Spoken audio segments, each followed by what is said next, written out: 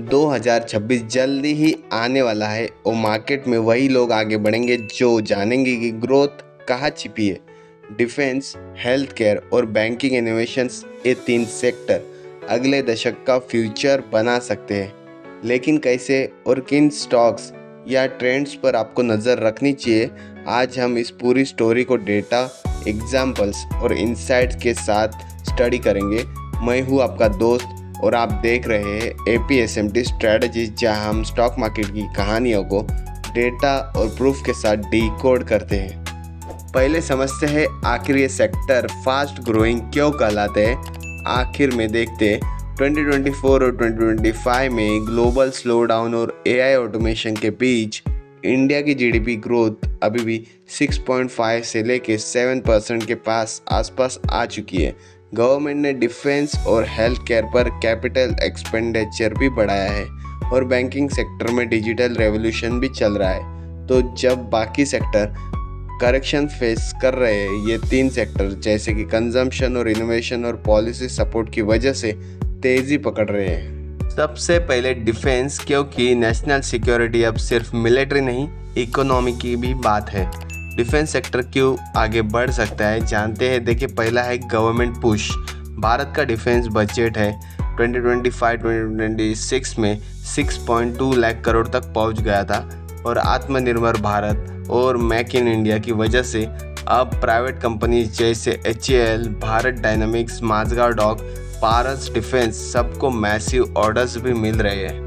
दूसरा है export and global interest. 2020 में इंडिया सिर्फ 1.5 बिलियन डिफेंस एक्सपोर्ट करता था, अब ये 21,000 करोड़ तक पहुंच गया है। मतलब इंडिया खुद वेपन्स इंपोर्ट करने वाला नहीं, एक्सपोर्ट करने वाला भी देश बन रहा है। तीसरा है की कंपनीज टू वॉच।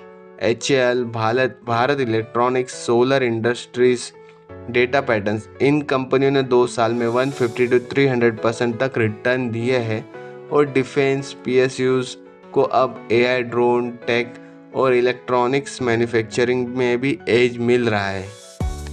चौथा है फ्यूचर आउटलुक। 2026 से लेकर 2030 तक में इंडिया का डिफेंस एक्सपोर्ट टारगेट है 5 बिलियन एनुअली। ग्लोबल इंस्टेबिलिटी जैसे आपने देखा लास्ट कई सालों से चल रहा यूक्रेन युद्ध और मिडल ईस्ट के कारण डिफेंस स्पेंडिंग और बढ़ेगी। मतलब ये सेक्टर लॉन्ग टर्म में बुलिश ही रहेगा। अब आते हैं उस सेक्टर पर जो इंसान की ज़िंदगी से जुड़ा है, हेल्थ केयर। ये सेक्टर क्यों आगे बढ़ सकता है जानते हैं पॉइंट बाय पॉइंट। देखिए, पहला है post pandemic shift.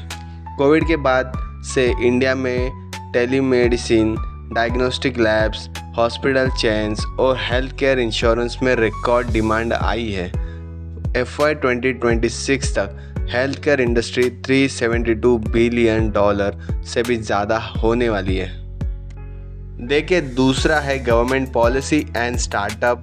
Ayushman Bharat digital mission, AI based diagnostic, health take apps जैसे प्रैक्टो, फार्मेसी और टाटा 1mg सब हेल्थ केयर को डिजिटल बना रहे हैं। स्टार्टअप इकोसिस्टम में 2000 plus health tech startups active है।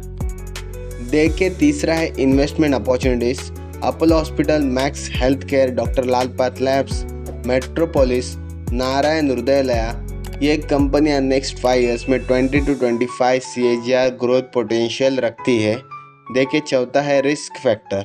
लेकिन हेल्थ केयर में रेगुलेटरी अप्रूवल्स और इंश्योरेंस प्राइसिंग रिस्क रहता है, इसलिए डाइवर्सिफाइड अप्रोच ज़रूर रखिए। अब बात करते हैं इंडिया के सबसे डायनामिक सेक्टर बैंकिंग की। ये सेक्टर आगे क्यों बढ़ सकता है जानते हैं पॉइंट बाय पॉइंट। देखिए, पहला पॉइंट है tech and fintech fusion. UPI, ONDC और डिजिटल लैंडिंग से बैंकिंग स्ट्रक्चर बदल रहा है। अब कस्टमर से ब्रांच बैंक से पर नहीं, ऐप पर भी ट्रस्ट करता है और यही फिनटेक प्लस बैंक मर्जर का नया मॉडल बन रहा है। दूसरा है new age private banks. HDFC bank, ICICI bank, Axis bank सब ने AI based lending models launch किए हैं। स्मॉल फाइनेंस बैंक जैसे AU, इक्विटास एंड MSME और रिटेल सेक्टर में डिजिटल पेनिट्रेशन बढ़ा रहे हैं। तीसरा है RBI regulation and data use. RBI अब एआई फ्रॉड डिटेक्शन और क्रेडिट एनालिटिक्स को प्रमोट कर रहा है। बैंकिंग इनोवेशन का मतलब है सुरक्षित प्लस तेज प्लस इंक्लूसिव बैंकिंग सिस्टम। चौथा है फ्यूचर आउटलुक। 2030 तक इंडिया में डिजिटल बैंकिंग ट्रांजैक्शन 3x बढ़ सकते हैं। मतलब इन्वेस्टर्स को बैंकिंग ETFs और फिनटेक म्यूचुअल फंड्स पर ध्यान देना चाहिए। बात जानते हैं कि 2026 में डिफेंस, हेल्थ केयर और बैंकिंग इनोवेशन क्यों सबसे तेज बढ़ने वाले सेक्टर है। अगर आप डेटा को समझकर इन्वेस्ट करेंगे तो ये सेक्टर आपको नेक्स्ट डिकेड में मल्टी बैगर स्टॉक्स दे सकते हैं। अगर आपको यह वीडियो हेल्पफुल लगा हो तो लाइक करें, शेयर करें और कमेंट में बताइए कि कौन सा सेक्टर आपको सबसे प्रॉमिसिंग लगता है। और हाँ, APSMT स्ट्रेटजीज को सब्सक्राइब करें ताकि आपका हर निवेश डेटा बैक्ड हो, नॉट इमोशन बेस्ड।